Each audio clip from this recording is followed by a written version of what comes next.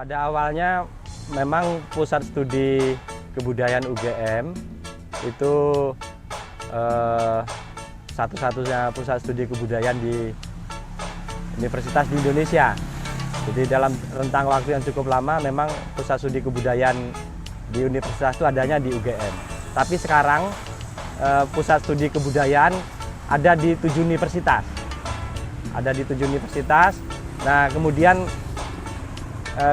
kesan saya kemudian pusat studi kebudayaan yang di 7 universitas itu dilokalisir untuk mempelajari, misalnya kalau di Unhas mempelajari Sulawesi, di USU mempelajari budaya Batak, Andalas mempelajari budaya Minang, di Unpad mempelajari budaya Sunda, bahkan di Unair pun mempelajari Jawa Timur.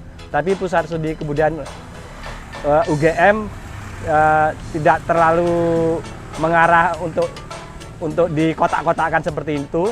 Kita tetap mempelajari kebudayaan Nusantara, istilahnya kebudayaan Nusantara. Jadi kita mencoba mempelajari kebudayaan-kebudayaan yang ada di Indonesia. Misalnya selama ini kita juga punya kerjasama dengan Papua, punya kerjasama dengan pihak-pihak di Sulawesi, kemudian juga Kalimantan dan di Sumatera. Jadi kita mempelajari budaya-budaya mereka, terutama kebudayaan-kebudayaan besar seperti Dayak, kemudian Papua atau Bugis, Makassar, Minang, Batak dan segala macam. Itu untuk sekaligus mencari benang merah yang membangun kebudayaan Nusantara secara umum. Jadi kita memang tidak berpretensi untuk hanya mempelajari budaya Jawa, tidak. Kita memang mempelajari kebudayaan-kebudayaan yang ada di Nusantara. Outputnya tentu saja hasil riset ya, berupa laporan-laporan riset kita dapatkan di kantor kami dan sudah kami pertanggungjawabkan ke pihak-pihak yang selama ini kita sudah pernah bekerja sama. Pusat studi tetap dalam koridor perguruan tinggi. Ada 3 kegiatan utama, itu pendidikan, dengan adanya kursus-kursus, pelatihan-pelatihan analisis budaya dan segala macam. Terus core utamanya riset, terus yang ketiga pengabdian.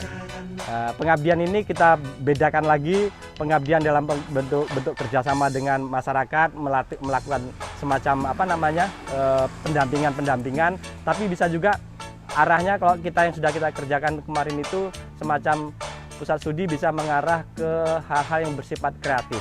Jadi kita baru saja menyelenggarakan pentas teater yang cukup besar dan melibatkan banyak orang gitu. Itu namanya Penangsang Memanah Rembulan. Itu kita pentaskan di TBY dan itu yang memprakarsai dan penyelenggaranya Pusat Studi Kebudayaan.